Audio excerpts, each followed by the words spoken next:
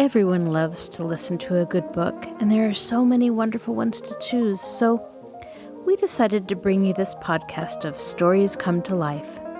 Each episode features a story from either classic or modern literature, especially chosen to be interesting and exciting to hear. So sit back, relax, and listen to this story come to life. Welcome to Stories Come to Life. I am your host, Kathryn Lopez Luker. Could Aunt Polly really be softening toward her loving niece, Pollyanna?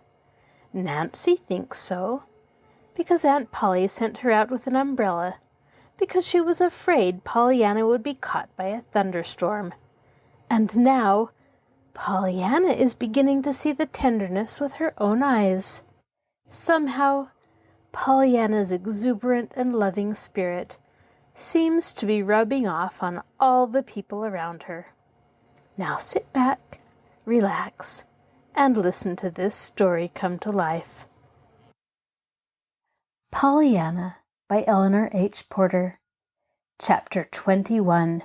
A Question Answered. The sky was darkening fast, with what appeared to be an approaching thunder shower, when Pollyanna hurried down the hill from John Pendleton's house. Halfway home, she met Nancy with an umbrella. By that time, however, the clouds had shifted their position, and the shower was not so imminent. "Guess it's going round to the north," announced Nancy, eyeing the sky critically. "I thought it was all the time, but Miss Polly wanted me to come with this. She was worried about you." "Was she?" murmured Pollyanna abstractedly, eyeing the clouds in her turn. Nancy sniffed a little. "You don't seem to notice what I said," she observed aggrievedly. "I said your aunt was worried about you." "Oh," sighed Pollyanna, remembering suddenly the question she was so soon to ask her aunt. "I'm sorry. I didn't mean to scare her." "Well, I'm glad," retorted Nancy unexpectedly. I am. Pollyanna stared.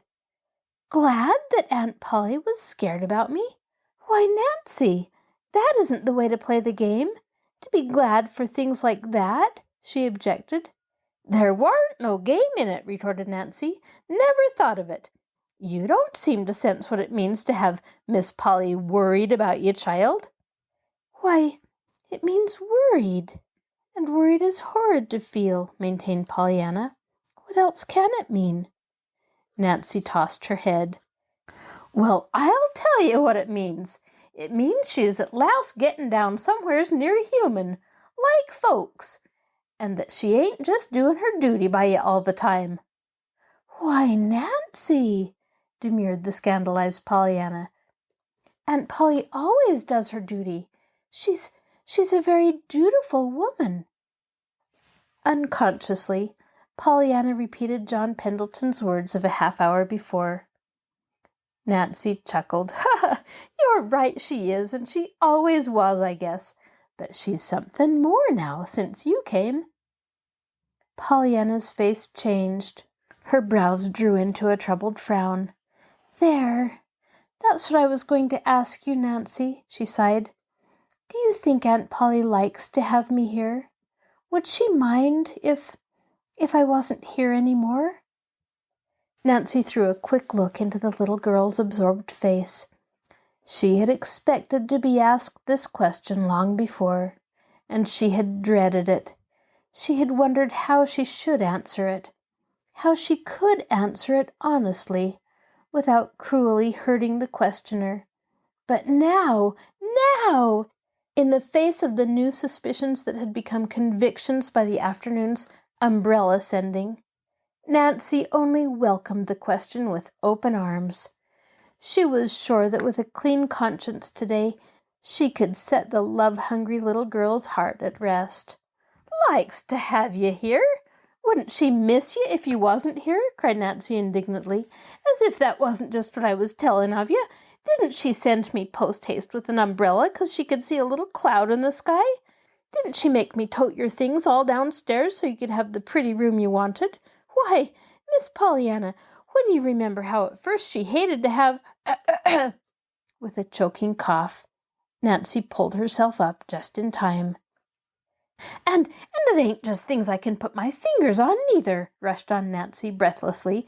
It's the little ways she has that shows how you've been softening her up and mellowing her down. The cat and the dog, and the way she speaks to me, and, lots of things. Why, Miss Pollyanna, there ain't no tellin' how she'd miss you if you wasn't here, finished Nancy, speaking with an enthusiastic certainty that was meant to hide the perilous admission she had almost made before. Even then she was not quite prepared for the sudden joy that illuminated Pollyanna's face. "Oh, Nancy, Nancy, I'm so glad. I'm so glad. You don't know how glad I am that Aunt Polly wants me." As if I'd leave her now, thought Pollyanna, as she climbed the stairs to her room a little later. I always knew I wanted to live with Aunt Polly, but I reckon maybe I didn't know quite how much I wanted Aunt Polly to want to live with me. The task of telling John Pendleton of her decision would not be an easy one, Pollyanna knew, and she dreaded it. She was very fond of John Pendleton, and she was very sorry for him, because he seemed to be so sorry for himself. She was sorry, too, for the long, lonely life that had made him so unhappy, and she was grieved that it had been because of her mother that he had spent those dreary years. She pictured the great grey house as it would be after its master was well again, with its silent rooms, its littered floors, its disordered desk, and her heart ached for his loneliness. She wished that somewhere someone might be found who... And it was at this point that she sprang to her feet with a little cry of joy at the thought that had come to her. As soon as she could, after that, she hurried up the hill to John Pendleton's house, and in due time she found herself in the great dim library, with John Pendleton himself sitting near her, his long thin hands lying idle on the arms of his chair, and his faithful little dog at his feet. "Well, Pollyanna, is it to be the glad game with me all the rest of my life?" asked the man gently. "Oh, yes," cried Pollyanna. "I've thought of the very gladdest kind of a thing for you to do, and—" With you?" asked John Pendleton, his mouth growing a little stern at the corners. "No, but—" "Pollyanna, you aren't going to say no?" interrupted a voice deep with emotion. "I've got to, Mr. Pendleton. I truly have, and Aunt Polly—" "Did she refuse to let you come?" I didn't ask her," stammered the little girl miserably. Pollyanna turned away her eyes. She could not meet the hurt, grieved gaze of her friend. "So you didn't even ask her?" "I couldn't, sir, truly," faltered Pollyanna. "You see, I found out without asking.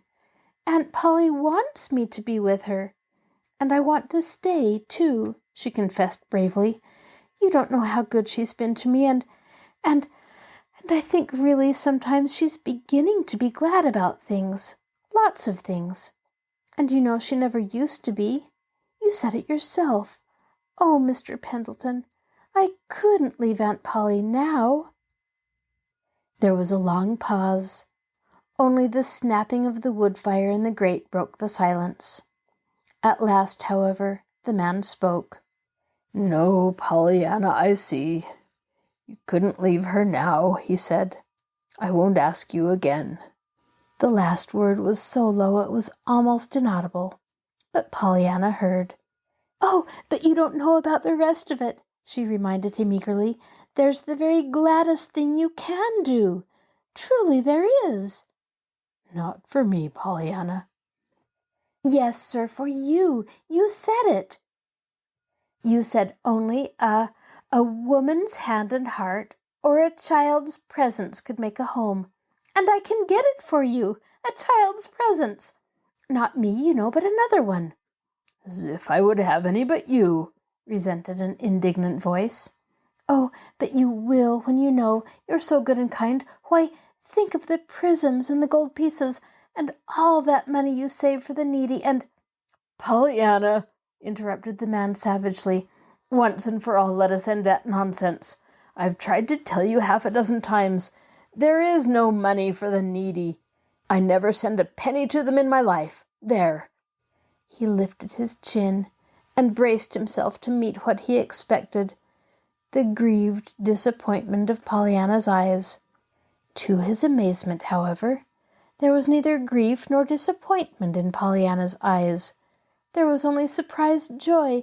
"Oh, oh," she cried, clapping her hands. "I'm so glad. That is," she corrected, coloring distressfully, "I don't mean that I'm not sorry for the needy, only just now I can't help being glad that you don't want little India boys, because all the rest have wanted them, and I'm so glad you'd rather have Jimmy Bean.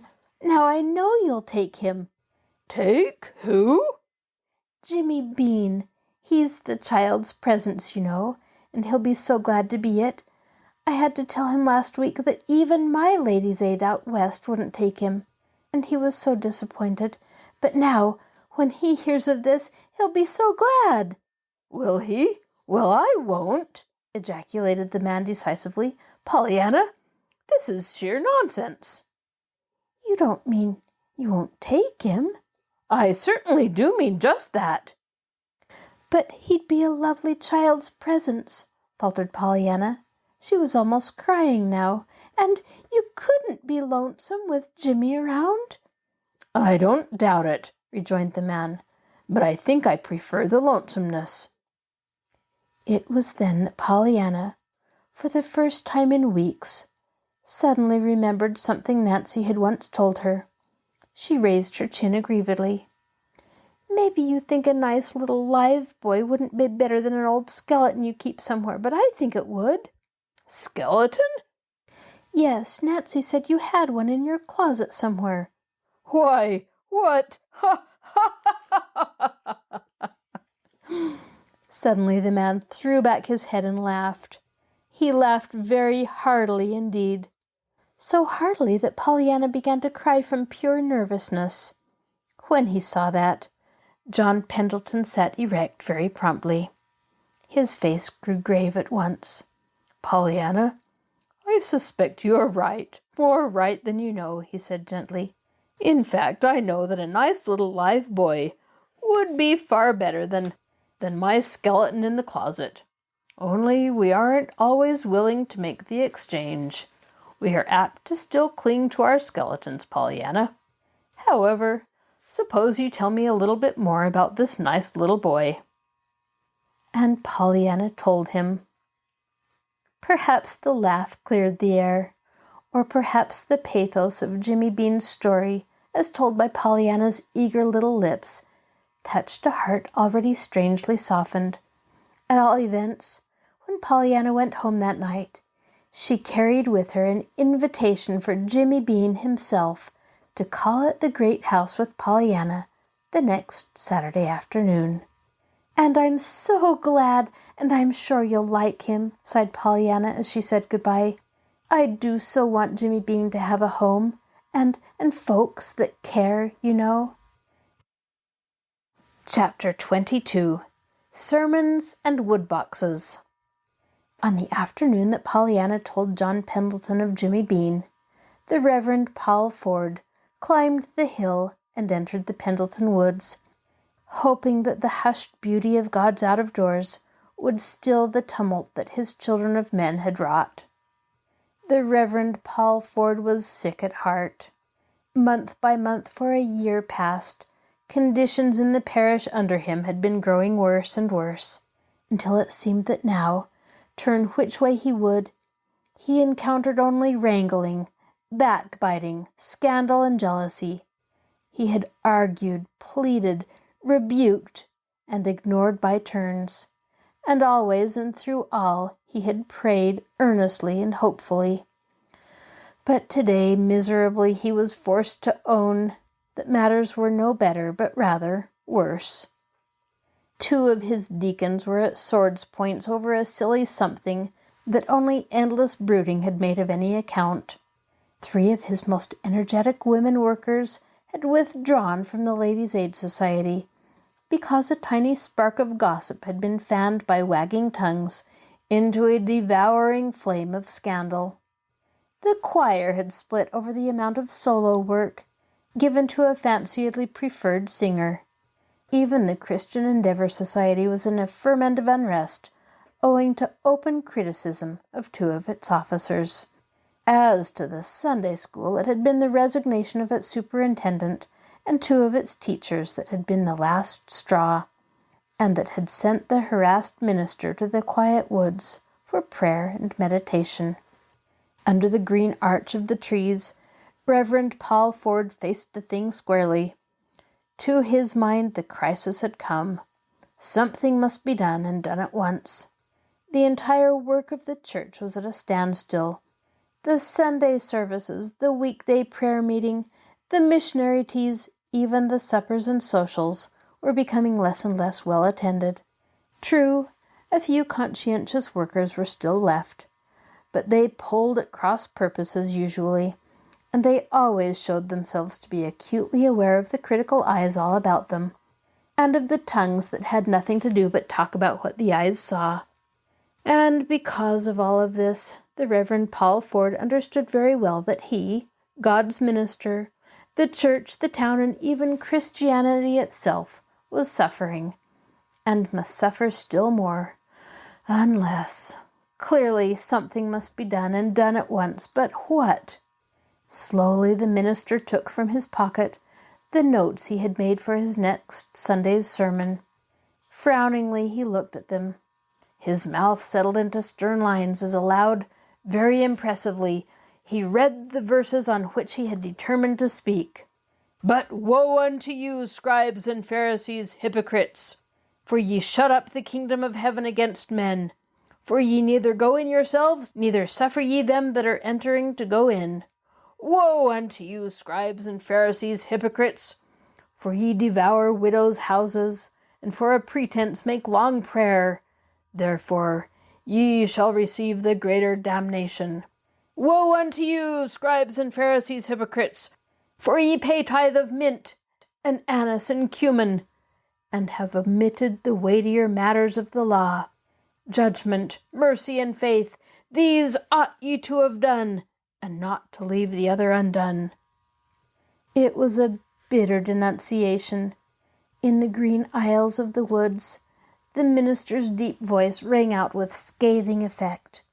Even the birds and squirrels seemed hushed into awed silence. It brought to the minister a vivid realization of how these words would sound the next Sunday, when he should utter them before his people in the sacred hush of the church. His people! They were his people. Could he do it? Dared he do it? Dare he not do it? It was a fearful denunciation, even without the words that would follow, his own words. He had prayed and prayed. He had pleaded earnestly for help and for guidance. He longed, oh, how earnestly he longed, to take now in this crisis the right step. But was this the right step? Slowly the minister folded the papers and thrust them back into his pocket. Then, with a sigh that was almost a moan, he flung himself down at the foot of a tree and covered his face with his hands. It was there that Pollyanna, on her way home from the Pendleton house, found him. With a little cry, she ran forward. Oh, Reverend Ford, you haven't broken your leg or anything, have you?" she gasped. The minister dropped his hands and looked up quickly. He tried to smile. "No, dear, no indeed. I'm just resting." "Oh," sighed Pollyanna, falling back a little. "That's all right then. You see, Mr. Pendleton had broken his leg when I found him, but he was lying down, though, and you're sitting up." "Yes, I'm sitting up, and I haven't broken anything that doctors can mend." The last words were very low, but Pollyanna heard them. A swift change crossed her face. Her eyes glowed with tender sympathy. "I know what you mean. Something plagues you. Father used to feel like that. Lots of times. I reckon ministers do most generally. You see, there's such a lot depends on 'em somehow." The Reverend Paul Ford turned a little wonderingly. "Was your father a minister, Pollyanna?" Yes, sir, didn't you know? I supposed everybody knew that. He married Aunt Polly's sister, and she was my mother. Oh, I understand, but you see, I haven't been here many years, so I don't know all the family histories. Yes, sir. No, sir, smiled Pollyanna. There was a long pause. The minister, still sitting at the foot of the tree, appeared to have forgotten Pollyanna's presence. He had pulled some papers from his pocket and unfolded them, but he was not looking at them. He was gazing instead at a leaf on the ground a little distance away, and it was not even a pretty leaf. It was brown and dead. Pollyanna, looking at him, felt vaguely sorry for him. It's a nice day," she began hopefully. For a moment there was no answer. Then the minister looked up with a start. "What? Oh, yes, it's a very nice day." "And it isn't cold at all, even though it's October," observed Pollyanna still more hopefully. "Mr. Pendleton had a fire, but he said he didn't need it. It was just to look at. I like to look at fires, don't you?" There was no reply this time, though Pollyanna waited patiently before she tried again by a new route. "Do you like being a minister?" The Reverend Paul Ford looked up now very quickly. "Do I like? Why, what an odd question. Why do you ask that, my dear?" "Nothing, only the way you looked. It made me think of my father. He used to look like that sometimes." "Did he?" The minister's voice was polite, but his eyes had gone back to the dried leaf on the ground. "Yes, and I used to ask him just as I did you if he was glad he was a minister." The man under the tree smiled a little sadly. "Well, what did he say?" "Oh, he always said he was, of course, but almost always he said, too, that he wouldn't stay a minister a minute if it wasn't for the rejoicing texts." The what?" The Reverend Paul Ford's eyes left the leaf and gazed wonderingly into Pollyanna's merry little face. "Well, that's what Father used to call them," she laughed. "Of course, the Bible didn't name 'em that, but it's all those that begin, 'Be glad in the Lord,' or 'Rejoice greatly,' or 'Shout for joy,' and all that, you know. Such a lot of 'em. Once, when Father felt especially bad, he counted them. There were 800 of them." 800? "Yes, that told you to rejoice and be glad, you know. That's why Father named 'em the rejoicing texts." "Oh?" There was an odd look on the minister's face. His eyes had fallen to the words on the top paper in his hands. "But woe unto you, scribes and Pharisees, hypocrites!" "And so your father liked those rejoicing texts?" he murmured. "Oh, yes," nodded Pollyanna emphatically. "He said he felt better right away that first day he thought to count them. He said if God took the trouble to tell us 800 times to be glad and rejoice, he must want us to do it, some. And Father felt ashamed that he hadn't done it more. And after that, they got to be such a comfort to him, you know, when things went wrong. When the ladies' aiders got to fight, when they didn't agree about something," corrected Pollyanna hastily. "Why, it was those texts, too, that Father said made him think of the game. He began with me on the crutches, but he said it was the rejoicing texts that started him on it." "And what game might that be?" asked the minister. "About finding something in everything to be glad about, you know. As I said, he began with me on the crutches." And once more Pollyanna told her story, this time to a man who listened with tender eyes and understanding ears. A little later, Pollyanna and the minister descended the hill, hand in hand. Pollyanna's face was radiant. Pollyanna loved to talk, and she had been talking now for some time. There seemed to be so many, many things about the game, her father, and the old home life that the minister wanted to know. At the foot of the hill, their ways parted, and Pollyanna down one road, and the minister down another, walked on alone. In the Reverend Paul Ford's study that evening, the minister sat thinking. Near him on the desk lay a few loose sheets of paper, his sermon notes. Under the suspended pencil in his fingers lay other sheets of paper, blank, his sermon to be. But the minister was not thinking either of what he had written or of what he intended to write. In his imagination, he was far away in a little western town with a missionary minister who was poor, sick, worried, and almost alone in the world, but who was poring over the Bible to find how many times his Lord and Master had told him to rejoice and be glad. After a time, with a long sigh, the Reverend Paul Ford roused himself, came back from the far western town, and adjusted the sheets of paper under his hand. Matthew chapter 23, verses 13, 14, and 23, he wrote. Then, with a gesture of impatience, he dropped his pencil and pulled toward him a magazine left on the desk by his wife a few minutes before. Listlessly, his tired eyes turned from paragraph to paragraph until these words arrested them. A father one day said to his son Tom, whom he knew had refused to fill his mother's woodbox that morning, "Tom, I'm sure you'll be glad to go and bring in some wood for your mother." And without a word, Tom went. Why? Just because his father showed so plainly that he expected him to do the right thing. Suppose he had said, "Tom, I overheard what you said to your mother this morning, and I'm ashamed of you. Go at once and fill that woodbox." I'll warrant that woodbox would be empty yet, so far as Tom was concerned. On and on read the minister, a word here, a line there, a paragraph somewhere else. What men and women need is encouragement. Their natural resisting powers should be strengthened, not weakened. Instead of always harping on a man's faults, tell him of his virtues. Try to pull him out of his rut of bad habits. Hold up to him his better self, his real self, that can dare and do and win out.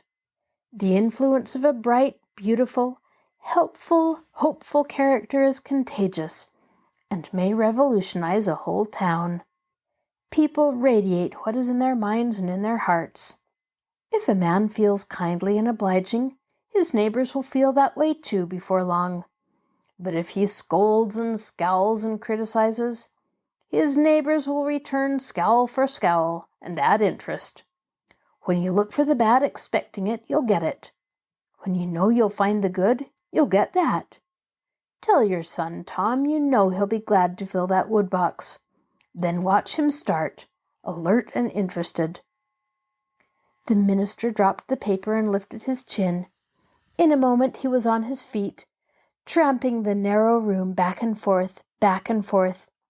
Later, some time later, he drew a long breath and dropped himself in the chair at his desk. "God helping me, I'll do it," he cried softly. "I'll tell all my Toms I know they'll be glad to fill that woodbox. I'll give 'em work to do, and I'll make 'em so full of the very joy of doing it that they won't have time to look at their neighbors' woodboxes." And he picked up his sermon notes, tore straight through the sheets, and cast them from him, so that on one side of his chair lay, "But woe unto you," and on the other, "Scribes and Pharisees, hypocrites," while across the smooth white paper before him, his pencil fairly flew, after first drawing one black line through Matthew chapter 23, verses 13, 14, and 23. Thus it happened that the Reverend Paul Ford's sermon the next Sunday was a veritable bugle call to the best that was in every man and woman and child that heard it. And its text was one of Pollyanna's shining 800. "Be glad in the Lord and rejoice, ye righteous, and shout for joy, all ye that are upright in heart." Chapter 23. An Accident. At Mrs. Snow's request, Pollyanna went one day to Dr. Chilton's office to get the name of a medicine which Mrs. Snow had forgotten. As it chanced, Pollyanna had never before seen the inside of Dr. Chilton's office. "I've never been to your home before. This is your home, isn't it?" she said, looking interestedly about her. The doctor smiled a little sadly. "Yes, such as it is," he answered, as he wrote something on the pad of paper in his hand. "But it's a pretty poor apology for a home, Pollyanna. They're just rooms, that's all, not a home." Pollyanna nodded her head wisely. Her eyes glowed with sympathetic understanding. "I know. It takes a woman's hand and heart, or a child's presence to make a home," she said. "Eh?" The doctor wheeled about abruptly. "Mr. Pendleton told me," nodded Pollyanna again, "about the woman's hand and heart, or the child's presence, you know. Why don't you get a woman's hand and heart, Dr. Chilton? Or maybe you'll take Jimmy Bean, if Mr. Pendleton doesn't want him." Dr. Chilton laughed a little constrainedly. "So Mr. Pendleton says it takes a woman's hand and heart to make a home, does he?" he asked evasively. "Yes, he says his is just a house, too. Why don't you, Dr. Chilton?" "Why don't I? What?" The doctor had turned back to his desk. "Get a woman's hand and heart. Oh, and I forgot." Pollyanna's face showed suddenly a painful color. "I suppose I ought to tell you. It wasn't Aunt Polly that Mr. Pendleton loved long ago, and so we aren't going there to live. You see, I told you it was, but I made a mistake. I hope you didn't tell anyone," she finished anxiously. "No, I didn't tell anyone, Pollyanna," replied the doctor a little queerly. "Oh, that's all right then," sighed Pollyanna in relief. "You see, you're the only one I did tell, and I thought Mr. Pendleton looked sort of funny when I'd said I'd told you." "Did he?" The doctor's lips twitched. "Yes, and of course he wouldn't want many people to know it when it wasn't true. But why don't you get a woman's hand and heart, Dr. Chilton?" There was a moment's silence, and then very gravely the doctor said, "They're not always to be had for the asking, little girl." Pollyanna frowned thoughtfully. "But I should think you could get them," she argued. The flattering emphasis was unmistakable. "Thank you," laughed the doctor, with uplifted eyebrows. Then gravely again, "I'm afraid some of your older sisters would not be quite so confident. At least they haven't shown themselves to be so obliging," he observed. Pollyanna frowned again.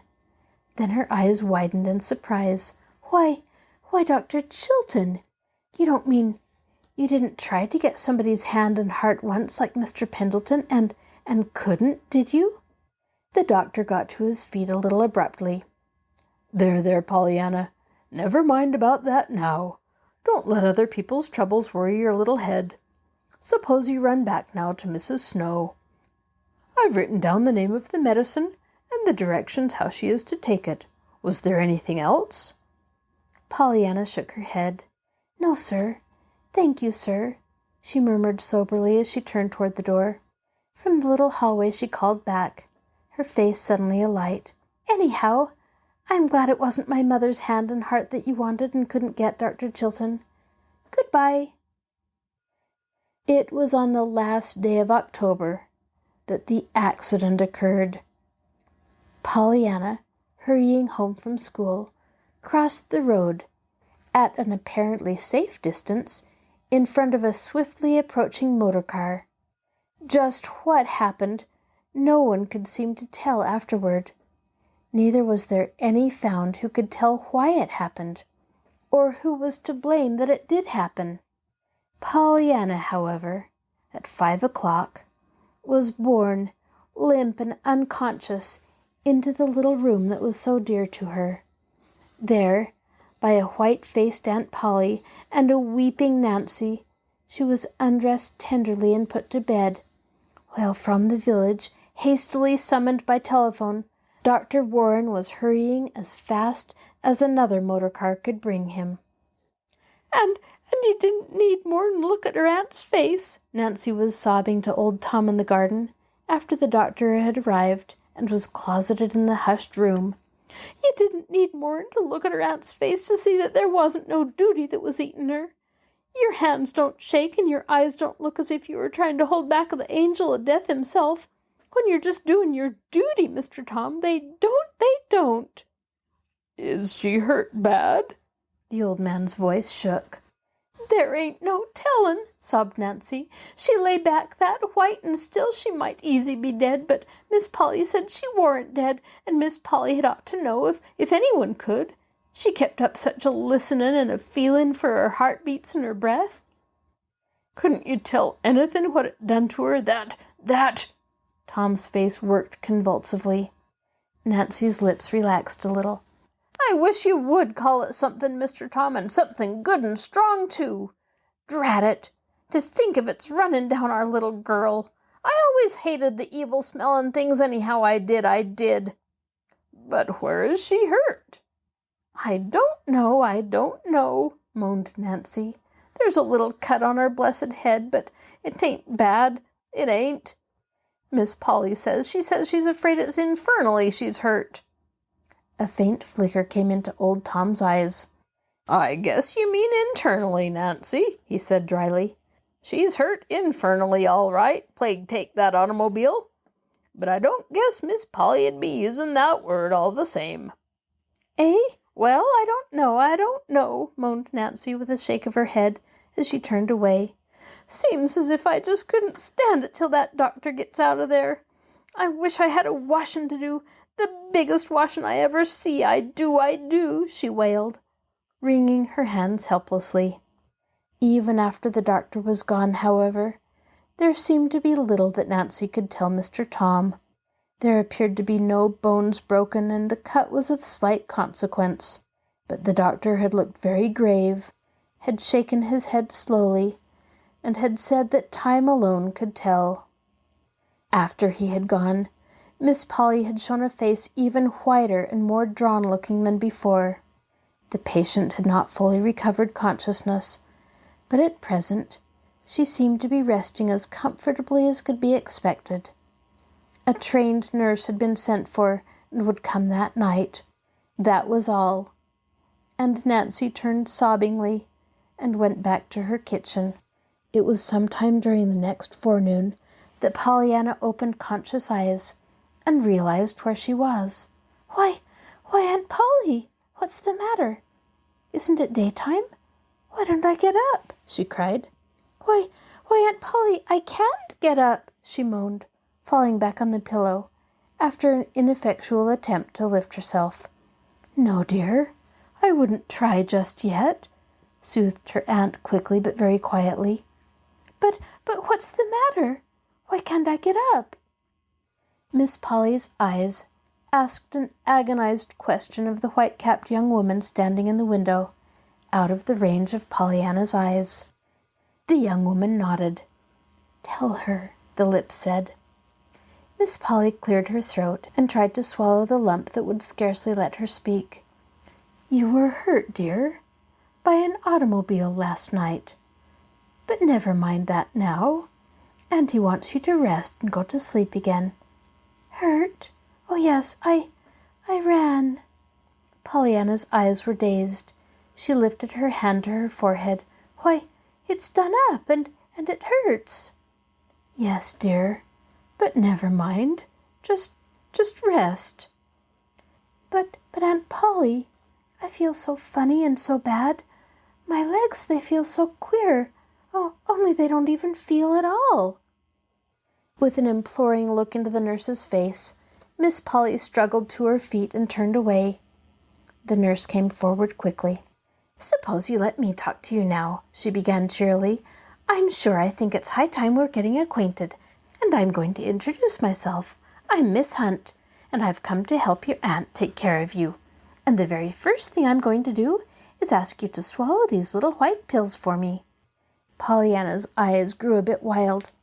But I don't want to be taken care of. That is, not for long. I want to get up, I go to school. Can't I go to school tomorrow?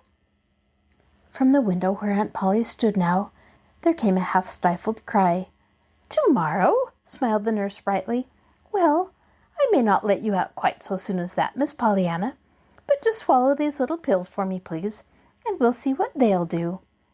All right, agreed Pollyanna somewhat doubtfully, but I must go to school day after tomorrow. There are examinations then, you know. She spoke again a minute later. She spoke of school and of the automobile and of how her head ached. But very soon her voice trailed into silence under the blessed influence of the little white pills she had swallowed. Chapter 24. John Pendleton. Pollyanna did not go to school tomorrow, nor the day after tomorrow.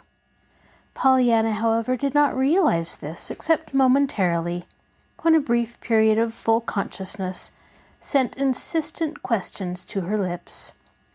Pollyanna did not realize anything, in fact, very clearly, until a week had passed. Then the fever subsided, the pain lessened somewhat, and her mind awoke to full consciousness. She had then to be told all over again what had occurred. "And so it's hurt that I am and not sick," she sighed at last. "Well, I am glad of that." "Glad, Pollyanna?" asked her aunt, who was sitting by the bed. "Yes, I'd so much rather have broken legs like Mr. Pendleton's than lifelong invalids like Mrs. Snow, you know. Broken legs get well, and lifelong invalids don't." Miss Polly, who had said nothing whatever about broken legs, got suddenly to her feet and walked to the little dressing table across the room. She was picking up one object after another now and putting each down in an aimless fashion, quite unlike her usual decisiveness. Her face was not aimless-looking at all, however. It was white and drawn. On the bed, Pollyanna lay blinking at the dancing band of colors on the ceiling, which came from one of the prisms in the window. "I'm glad it isn't smallpox that ails me, too," she murmured contentedly. "That would be worse than freckles. And I'm glad it isn't whooping cough. I've had that, and it's horrid. And I'm glad it isn't appendicitis, nor measles, 'cause they're catching. Measles are, I mean, and they wouldn't let you stay here." You seem to be glad for a good many things, my dear," faltered Aunt Polly, putting her hand to her throat as if her collar bound. Pollyanna laughed softly. "I am. I've been thinking of 'em, lots of 'em, all the time I've been looking up at the rainbow. I love rainbows. I'm so glad Mr. Pendleton gave me those prisms. I'm glad of some things I haven't said yet. I don't know, but I'm most glad I was hurt." "Pollyanna!" Pollyanna laughed softly again. She turned luminous eyes on her aunt. "Well, you see, since I have been hurt, you've called me dear lots of times, and you didn't before. I love to be called dear by folks that belong to you, I mean. Some of the ladies' aiders did call me that, and of course that was pretty nice, but not so nice as if they had belonged to me, like you do. Oh, Aunt Polly, I'm so glad you belong to me." Aunt Polly did not answer. Her hand was at her throat again. Her eyes were full of tears. She had turned away and was hurrying from the room through the door by which the nurse had entered. It was that afternoon that Nancy ran out to old Tom, who was cleaning harnesses in the barn. Her eyes were wild. Mr. Tom, guess what's happened?" she panted. "You couldn't guess in 1,000 years. You couldn't." "Then I calculate I won't try," retorted the man grimly, "especially as I hain't got much more than 10 to live anyhow. Probably. You'd better tell me first off, Nancy." "Well, listen then. Who do you suppose is in the parlor now with the mistress? Who, I say?" Old Tom shook his head. "There's no tellin'," he declared. "Yes, there is. I'm tellin'. It's John Pendleton." "Oh, now you're jokin', girl." "Not much I am, and me letting him in myself, crutches and all, and the team he come in a-waitin' this minute at the door for him. Just as if he wasn't the cranky old crosspatch he is, what never talks to no one. Just think, Mr. Tom, him callin' on her." "Well, why not?" demanded the old man, a little aggressively. Nancy gave him a scornful glance. "As if you didn't know better than me," she derided. "Eh?" "Oh, You needn't be so innocent, she retorted with mock indignation. You what led me wild goose chasing in the first place. What do you mean? Nancy glanced through the open barn door toward the house and came a step nearer to the old man.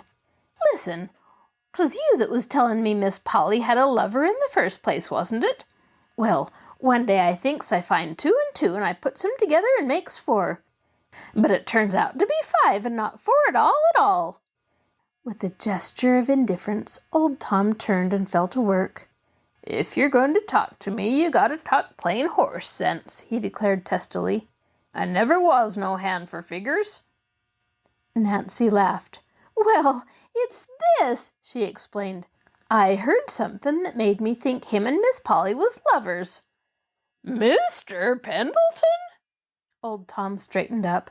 Yes. Oh, I know now he wasn't. It was that blessed child's mother he was in love with, and that's why he wanted, but never mind that part, she added hastily, remembering just in time her promise to Pollyanna not to tell that Mr. Pendleton had wished her to come and live with him.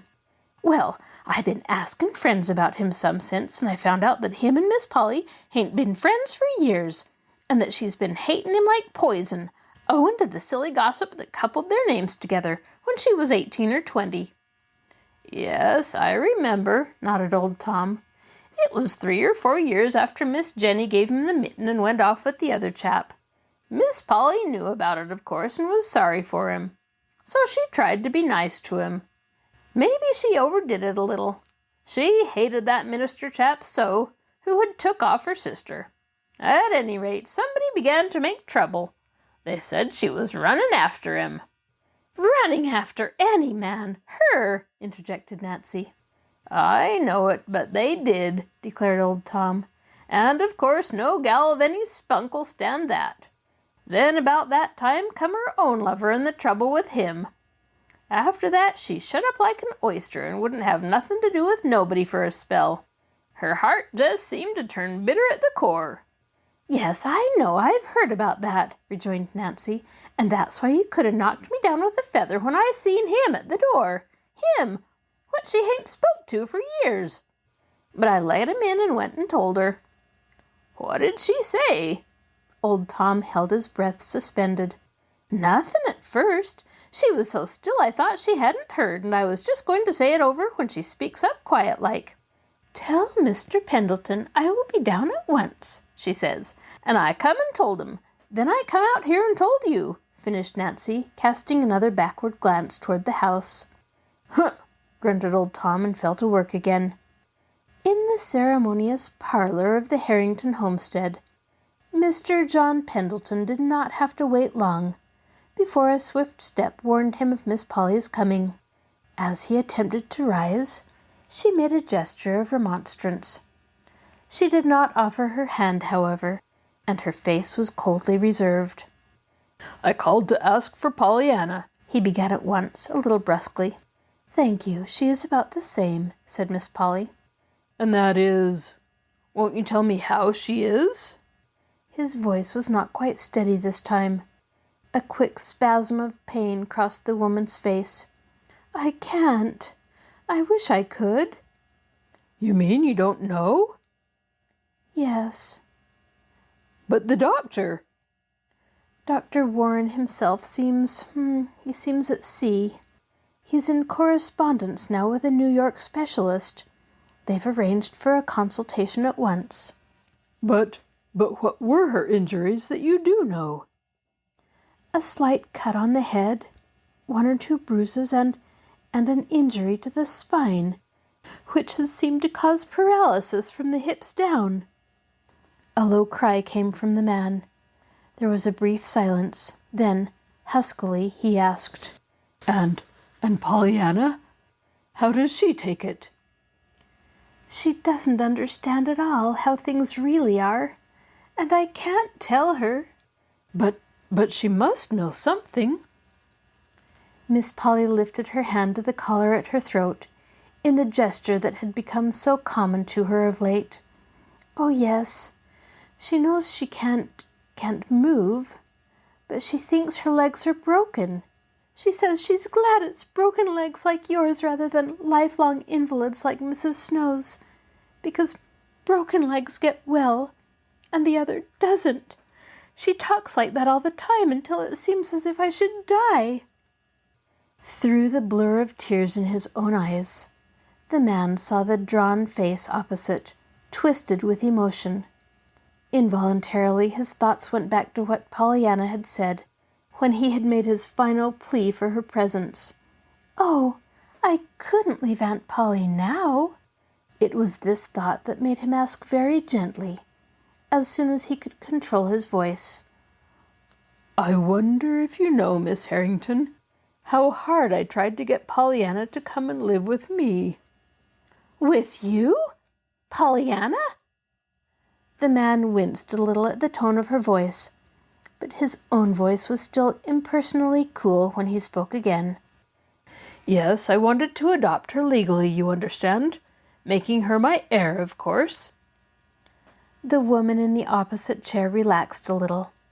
It came to her suddenly what a brilliant future it would have meant for Pollyanna, this adoption, and she wondered if Pollyanna were old enough and mercenary enough to be tempted by this man's money and position.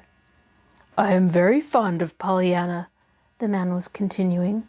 "I am fond of her both for her own sake and for her mother's. I stood ready to give Pollyanna the love that had been 25 years in storage." "Love?"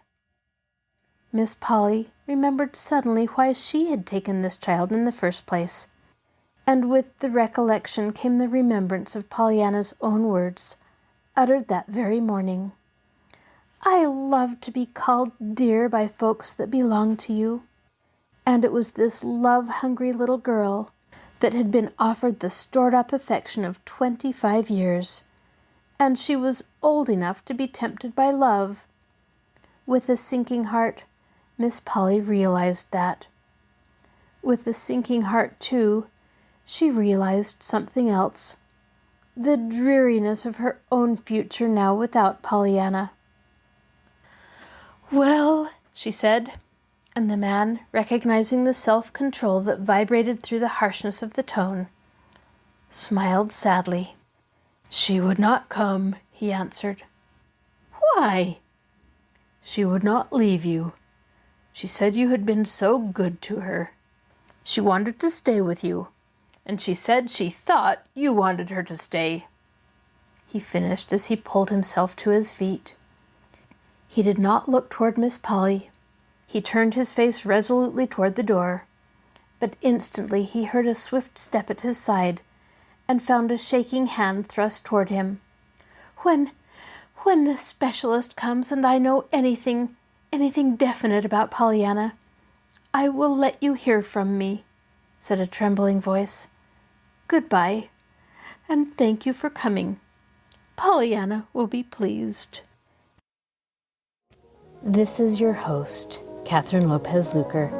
Thank you for joining us for this episode of Stories Come to Life. Be sure to join us next time when we continue to listen to Pollyanna. I'd love to hear from you, so please send an email to me at kluker@marshallpl.org. I'll talk to you again soon.